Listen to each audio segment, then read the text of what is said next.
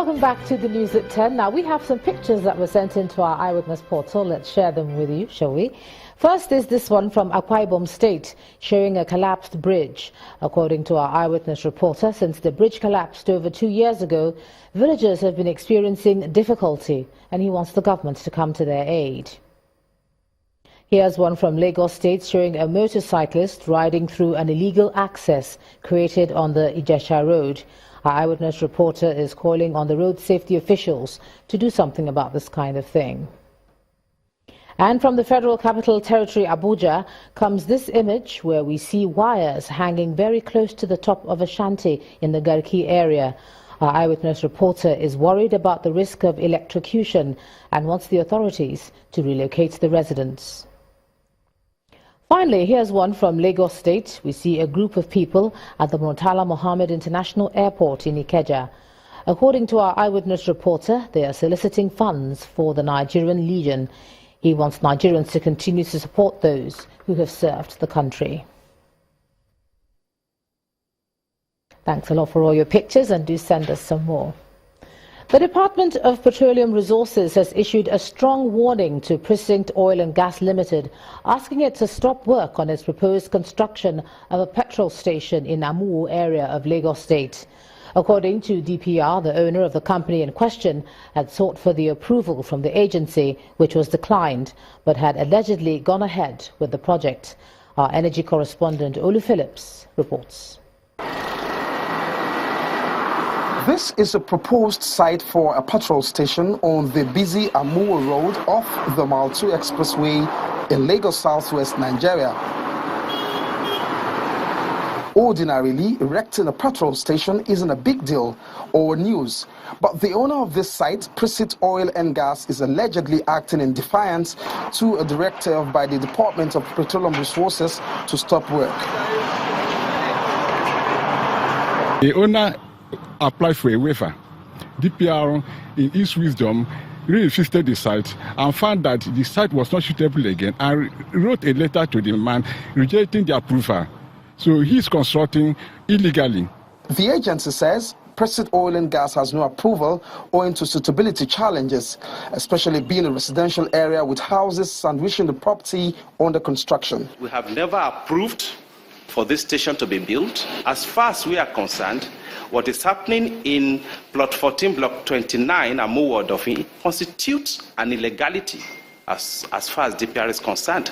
We don't have any approval here granting it authority to construct. Of sectoral affairs, there is none there. So whatever Prosecute Oil and Gas is doing, I'm telling you categorically constitutes an illegality. And that's the position of the Department of Petroleum Resources. So do you know that if you are building session, you need to have approval? A while ago, members of DPR enforcement team had placed a seal and stop work order. Interestingly, that has been removed and work has progressed. When contacted, the property owner declined making comments on camera, arguing that he has Lagos State approval. Call it a case of flagrant defiance, and that might not be far-fetched. In the coming days, however, it will be interesting to see who will blink first, the DPR or Prosecute Oil and Gas. Olu Phillips, Channels Television News. Let's take a look at some business news now. Here's Anne Waudu.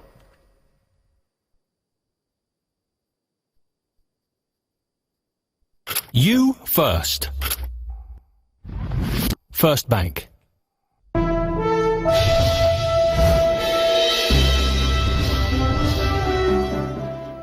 Welcome to Business News. Latest data from the National Bureau of Statistics shows that Nigeria's headline inflation has risen to 18.55%. That's the highest in more than 11 years. According to the Statistics Office, the rise from 18.48% in November 2016 was driven by surges in housing, water and electricity, while the food index also rose to 17.39% against 17.19%.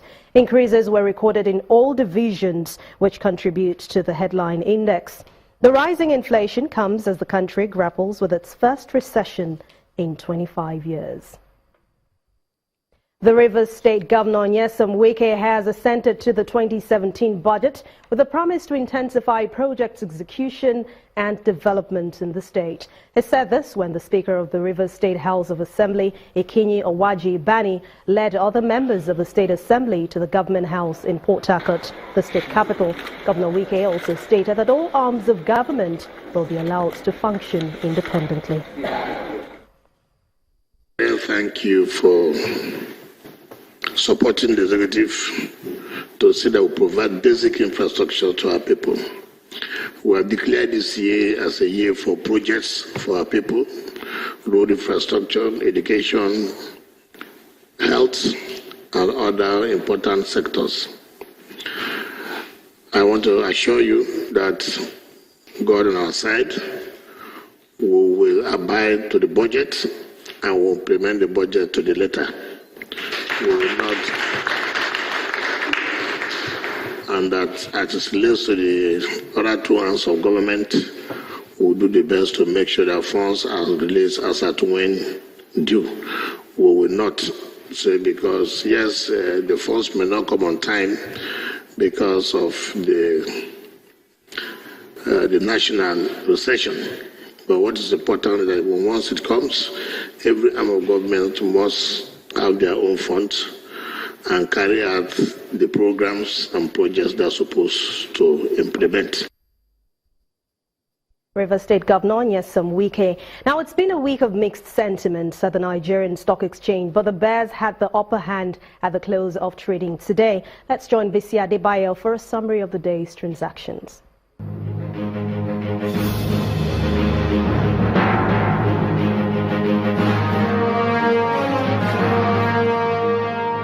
Hello and welcome to the stock market reports. The Nigerian equities markets closed the week negative in line with analyst forecast with a 0.02% decline in the all-share index, while the market's capitalization ended by almost the same value recorded on Thursday. And as the market continues to seek direction, Friday's transactions yielded a lower turnover of 148.56 million shares. Out of 20 advances, Diamond Bank, Tourist Company of Nigeria and Fitson Healthcare emerged as the lead gainers, while Mobil, Julius Berger and Cotix recorded the most significant price losses. On the activity chart, Nigerian Breweries was the most patronized stock, followed by Fidelity and Diamond Bank. That ends the stock market reports. I am Bisi Adebayo. Well, for U.S. stocks, they opened higher as the fourth quarter earnings kicked off with the big banks like J.P. Morgan and Bank of America. With more details on Wall Street is VOA Channels TV business correspondent Jill Malandrino from the Nasdaq market site in New York.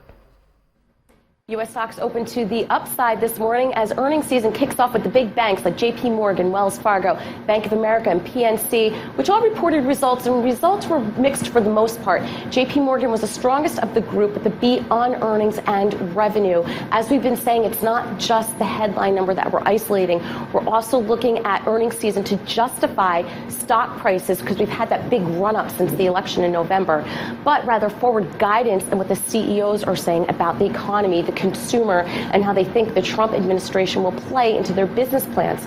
The most important thing to come out of earnings season across all sectors is guidance. That's the key word. I would expect it to be muted until there's more clarity with Trump's policies, and we will see revisions later in the year.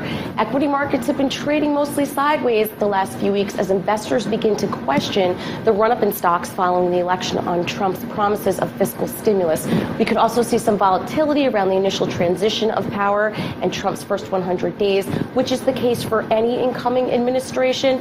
And yes, in this case, there are a few more variables, and investors will have to be patient because those first 100 days will be more about agenda, not necessarily reform. We are closed in the U.S. on Monday in honor of the Martin Luther King Jr. holiday. I will be back from the NASDAQ on Tuesday. From the NASDAQ market site in New York, I'm Jill Malandrino, and this is VOA Channels Business News. Thanks a lot, Jill. Strong quarterly earnings from U.S. banks boosted most of the European markets today, while investors also digested several pieces of economic data. But it was mixed trading for Asian stocks after China reported its disappointing export data in December 2016.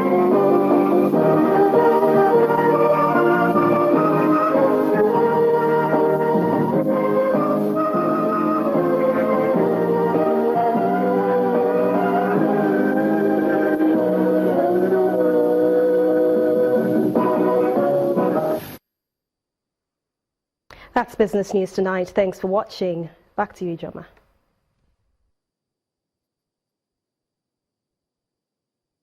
You first. First Bank. Thanks a lot, Anne. Duffel Prima Foods PLC, makers of Indomie instant noodles, has donated 500 cartons of its noodles to the Kaduna state government. Well, that's in support of the state government's free feeding program for primary school pupils. The management is also extending the gesture to internally displaced persons in southern Kaduna. Management of Duffel Prima Food, makers of Indomie noodles, arriving the office of the Governor of Kaduna State, Mr. Nasir El-Rufai. The meeting is a good one, aimed at supporting the government's feeding program for primary pupils with a meal of Indomie noodles. 2016, we fed more than 1 million kids in the north. Across Nigeria, we fed more than 8 million kids. This year in the north, we've put a target of feeding 3.5 million kids.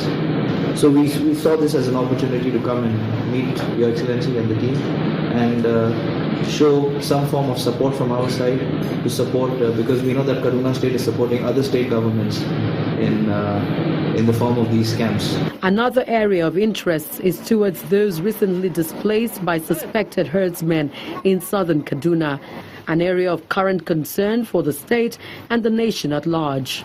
The last number of days we have affected the number of children. We have been very aggressive in terms of what we do in school feeding, through sampling. We have our businesses that are very strong here in Kaduna. And of course, we know that we have a lot of factories here.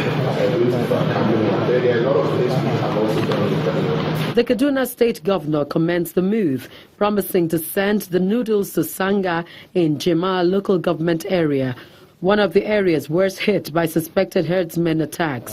What you are giving us today is likely to be moved almost entirely to the camp of displaced people in Sanga that were displaced from parts of Godo that have moved to Sanga local government. And we appreciate that. We need more of that support. In kicking off the feed-in support, Duffel Prima Foods donates 500 cartons of Indomie instant noodles with a pledge to do more.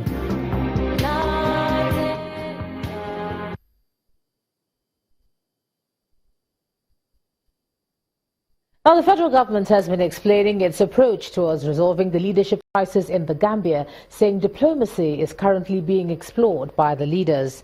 He added that troops will only be deployed to the Gambia as a last resort. Next on the news at 10, Gabon agog as 2017 Africa Cup of Nations begins amid tight security. And that will be on sports. Just stay with us.